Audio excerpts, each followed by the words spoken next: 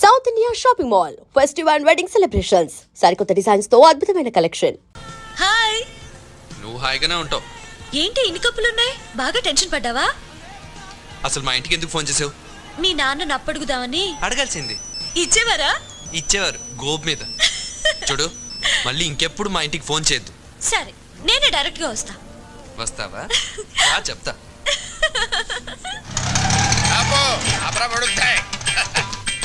ఎంత అయిందో? మీటర్ మీద ఏదైనా వేసాడు సార్. మీటర్ మీద ఏమైనా వేసి ఇవ్వాలా? ఇదిగో తీసుకో.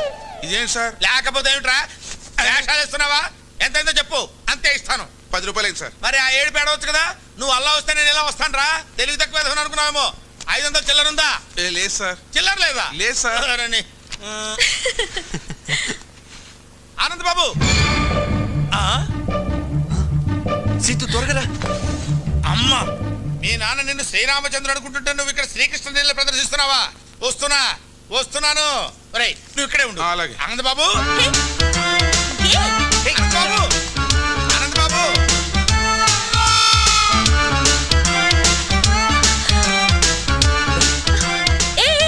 ఏంటిదంతా? ఎవరైనా చెప్తాను పద. ఆయన శాస్త్రి గారని మా నాన్నకు బాగా పరిచయం.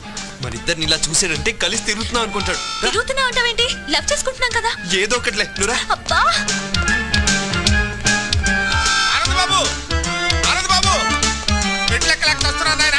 ఆగబోయా బాబు. ఆనంద్ బాబు, అయ్యో ఆనంద్ బాబు.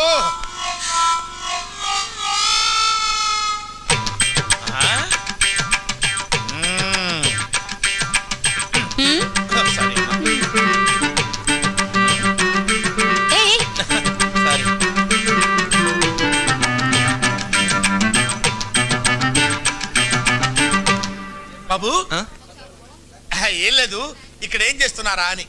చిలిపి పనులు చేసుకుంటున్నాం. ఓహో, చిలిపి పనులు చేసుకోవడానికి ఈ ప్లేస్ దొరికిందా మీకు? మీ ఇంటికి రమ్మంటారా? క్యారీ. ఆనంద్ బాబు, ఇది బట్టల కొట్ట, చిలిపి పనులు చేసుకునే సెంటరా? వద్దు పెడితే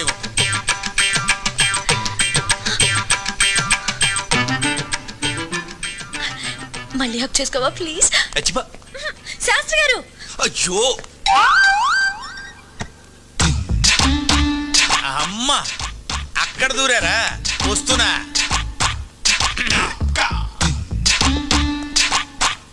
లోపల ఎవరన్నా ఉన్నారండి? ఉన్నారు, లోపలికి రండి.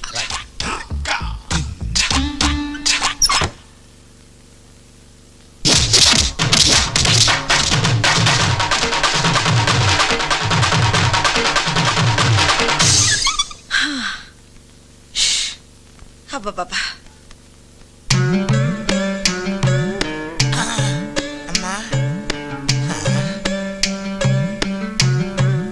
లోపల ఎవరైనా ఉన్నారా అని అడిగితే బతకటమే కాకుండా జేబులో ఉన్న 500 రూపాయలు కూడా కొట్టేసింది నాయన. ఇప్పుడు ఎలాగా? రక్షించావు తల్లి.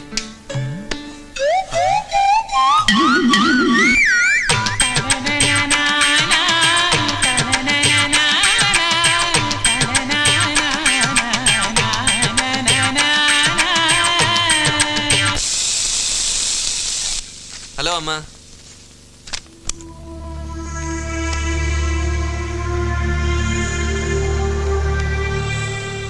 ఏంటమ్మా అలా ఉన్నావు? ఎప్పుడు ఏ విషయం నా దగ్గర దాయని నువ్వు ఇప్పుడు దాయాల్సిన అవసరం ఎందుకు వచ్చిందా అని. దాయాలని కాదమ్మా, కానీ ఎలా చెప్పాలా అని. ఆ అమ్మాయి చాలా మంచిదమ్మా, మా కాలేజీలోనే చదువుతుంది. ప్రేమిస్తున్నావా? తనని చూస్తే నువ్వు తప్పకుండా ఇష్టపడతావమ్మా. ఆ అమ్మాయి అలాంటిది. కావాలంటే చూడు, ఇదిగో.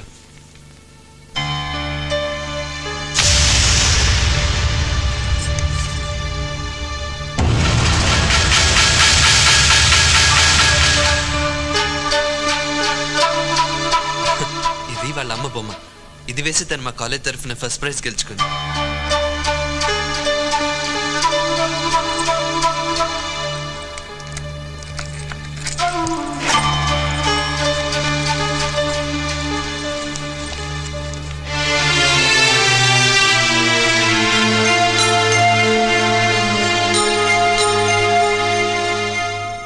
సీత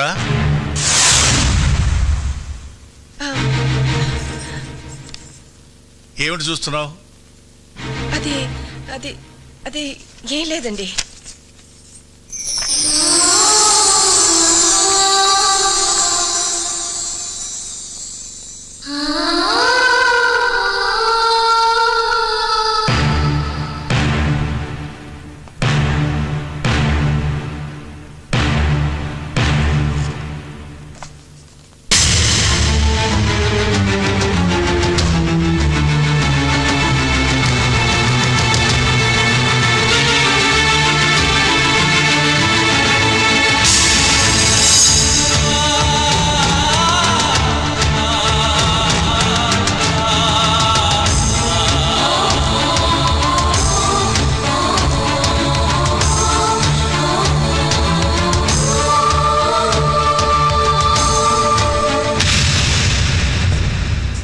నా జీవితంలో నేను ఒకే ఒకసారి తల వంచాను, అది నీ మెడలో తాళి కట్టడానికి.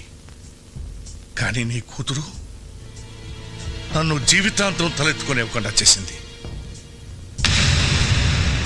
దాని జ్ఞాపకాలు నన్ను వెంటాడకూడదని, అది చేసిన అవమానాన్ని శివుడు విషాన్ని కంటలో దాచుకున్నట్టు నేను దాచుకోలేనని నీకెన్నోసార్లు చెప్పాను. నా మాటకు ఎంత గౌరవం ఇచ్చావో ఇప్పుడు తెలిసింది. ఈ దేశంలో పుట్టిన ఆడది భగవంతుడి కంటే భర్తకే ఎక్కువ గౌరవం ఇస్తుందంటారు. అది అబద్ధమని నువ్వు రుజువు చేశావు.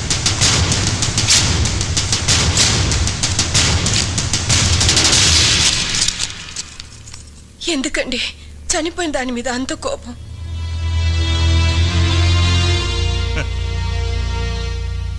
నేనింకా బ్రతికే ఉన్నానుగా.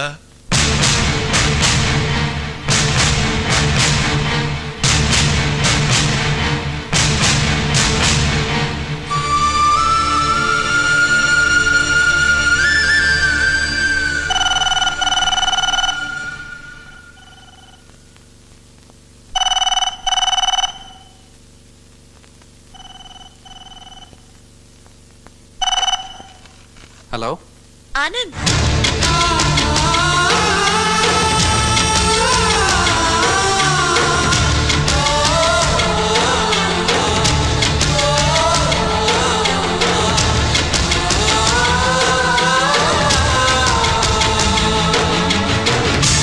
ఏమేవ్ వంట అయిందా? అవలేదన్నమాట. నా మొహర కప్పు కాఫీ పడేస్తావా? ఇవ్వమన్నమాట. సార్. Okay okay. నమస్తే అండి. ఎవరయ్యా నువ్వు? నా పేరు తాడిబాబు అండి. ఆ, ఏం కావాలి? నాకు ఒక అమ్మాయి కావాలండి. ఏమిటి ఏమిటి ఏమిటి నువ్వు మాట్లాడేది? ఎవరితో మాట్లాడుతున్నావు? తెలిసి మాట్లాడుతున్నావా? సార్ ఆ, అందుకు కాదు సార్, ఆ. పెళ్లికి సార్, పెళ్లి చేసుకోవడానికి అమ్మాయి కావాలి సార్. ఆ ఏడుపు ముందు ఆడవచ్చు కదా.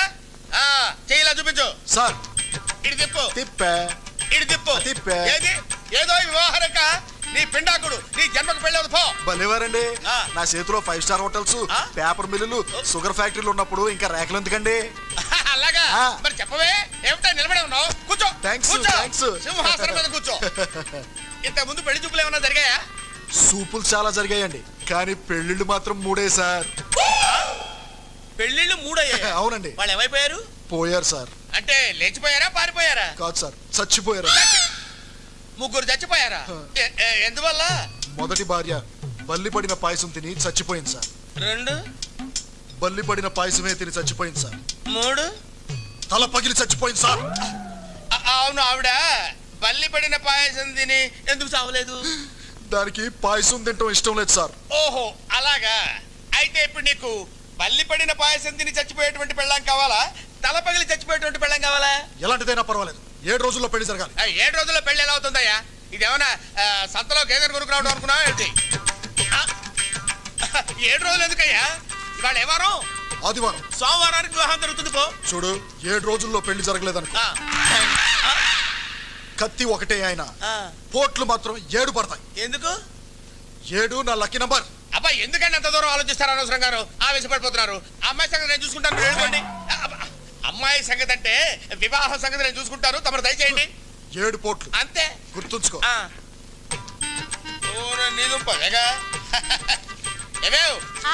కాఫీ పెడతావా? జ్యూస్ తీసుకొస్తానండి. ఓహో, ఈ స్మెల్ వచ్చేసిందే నీ లోపలికి.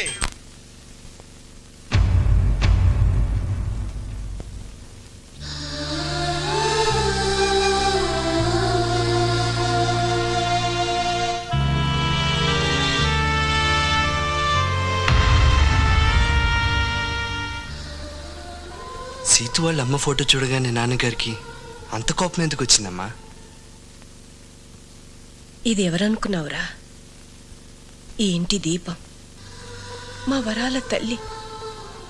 ఆయన్ని బాధ పెట్టి నాకు కడుపు కోత మిగిల్చి వెళ్ళిపోయింది. అసలు ఏం జరిగిందమ్మా? సీతు వాళ్ళ నాన్న ప్రసాద్ ఒకప్పుడు మన దగ్గర పనిచేసే గుమస్తా కొడుకు. అతను తండ్రి చనిపోతే మన ఇంట్లో పనిచేయడానికి వచ్చాడు. ఏరా, చదువుకుంటావా పని చేస్తావా? చదువుకుంటానండి. అయ్యా, వాడి చిన్నపిల్లాడు, వాడికేం తెలీదు. ఏదైనా పనిపించండి అయ్యా. ఏ వయసులో చేయాల్సిన పని ఆ వయసులో చేయాలి. వీడిని నేను చదివిస్తాను. అలా అతన్ని చదివించి పెంచి పెద్దవాడిని చేసి ఆఖరికి పెళ్లి సంబంధం కూడా నిశ్చయిస్తే మొట్టమొదటిసారి ఆయనకు ఎదురు తిరిగాడు. నాకు తెలియకుండా నా పెళ్ళెందుకు నిశ్చయించారు సార్? నువ్వు ఎక్కడ చదవాలో ఏం చదవాలో నిన్ను సంప్రదించే చేశానా? అది చదువు, ఇది జీవితం సార్. నేను మాట ఇచ్చేశాను. మీ మాట కోసం ఇష్టం లేని అమ్మాయిని పెళ్లి చేసుకుని జీవితాంతం బాధపడమంటారా? అసలు అమ్మాయిని చూడకుండా ఇష్టం లేదని ఎలా చెప్తున్నావు? నేను వేరే అమ్మాయిని ఇష్టపడుతున్నాను కనుక. ఎవరా అమ్మాయి? మీనాక్షి.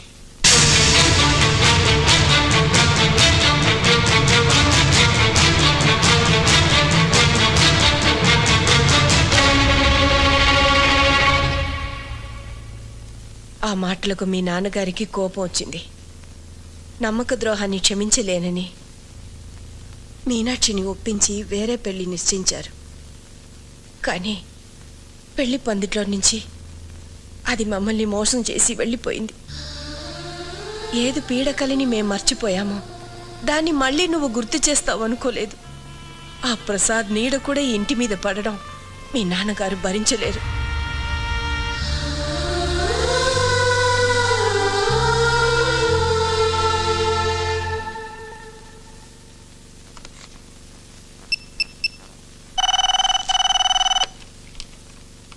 హలో,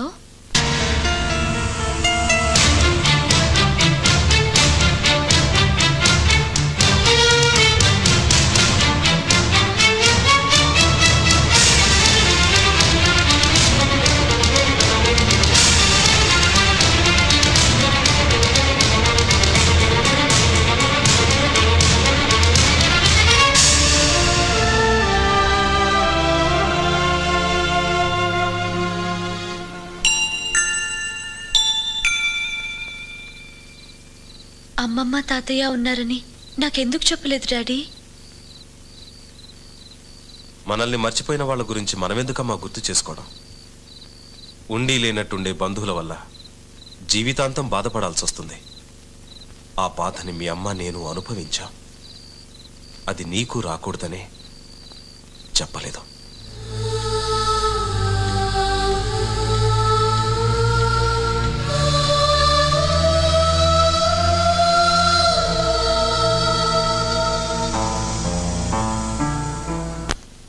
మీ నాన్నతో చెప్పే వచ్చావా? మీరు ఇష్టపడితే మిమ్మల్ని తీసుకెళ్ళడానికి వచ్చాను. ఈ ఆలోచన నీదా మీ నాన్నదా? నాదే. ఈ దేశంలో ఆడపిల్లని కన్నా ఏ తండ్రైనా మగపిల్లడింటికి రావడం ధర్మం అనుకుంటే వచ్చి మీ నాన్న కాళ్ళు పట్టుకోమంటావా? రేపు ఎలాగో మీ వయసులో సగం ఉన్న అల్లుడి కాళ్ళు కడుగుతారు. సాంప్రదాయం పేరుతో ఆ పని చేయగలేంది మీకంటే పెద్దవారు. మీ వల్ల కూతుర్ని దూరం చేసుకున్న మా నాన్నగారు కాళ్ళు పట్టుకోవడంలో తప్పే ఉందండి. మీ కూతురు చనిపోయిందని ఫోన్ చేస్తే నా కూతురు చచ్చి 20 ఏళ్ళయింది, ఇప్పుడు చచ్చిందెవరో నాకు తెలీదు అని ఫోన్ పెట్టేశాడు.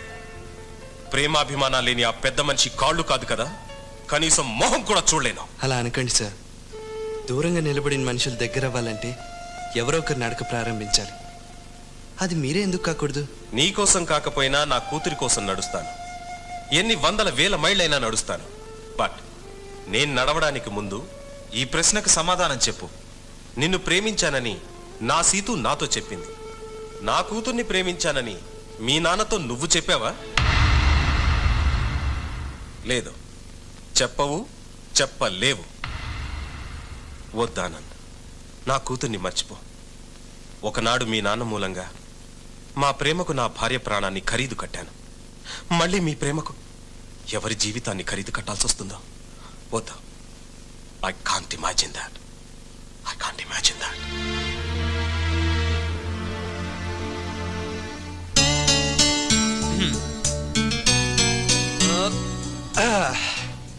So 50% happy. మీ నాన్న డౌట్ అల్లా మా నాన్న ఒప్పుకోడానే కదా, అక్కడి నుంచే ట్రై చేద్దాం. ఎలా? ఈ డికాక్షన్ మా నాన్న, ఈ పాలు మీ నాన్న. ఇలాగే తాగితే చేదుగా ఉంటుంది. ఈ చక్కెర మన ప్రేమ. ఇప్పుడు తాగితే స్వీట్గా ఉంటుంది. వినడానికి చాలా స్వీట్ గానే ఉంది. రిజల్ట్ కూడా అలాగే ఉంటుంది. రేపు నువ్వు మా అమ్మని నాన్నని అంటే మీ అమ్మమ్మని తాతయ్యని ఓ రిసెప్షన్లో కలుస్తున్నావు.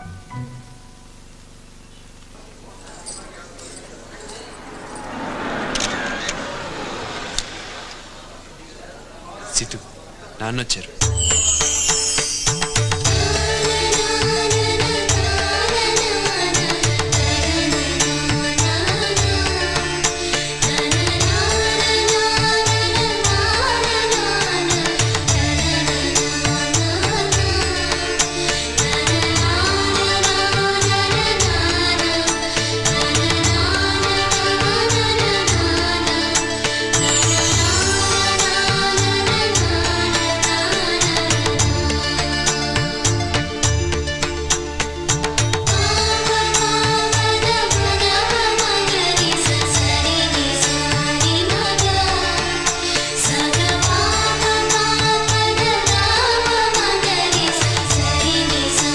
చాలమ్మా.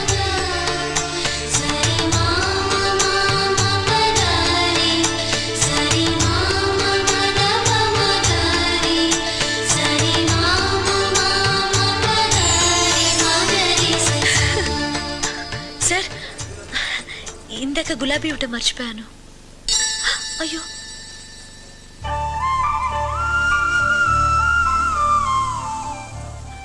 అది కింద పడింది కదమ్మా. మీ కాళ్ళ దగ్గరేగా పడింది.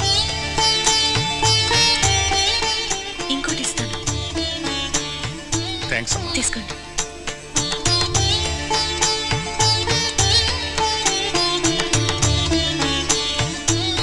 కొంచెం ఎక్కువైనట్టుందే.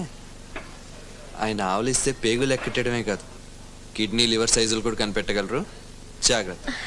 నేను ఇక్కడికి వచ్చింది తాతయ్య మనసులోకి వెళ్ళటానికి. ఆయన మనసును గెలుచుకుంటాను చూడు. Good good, carry on.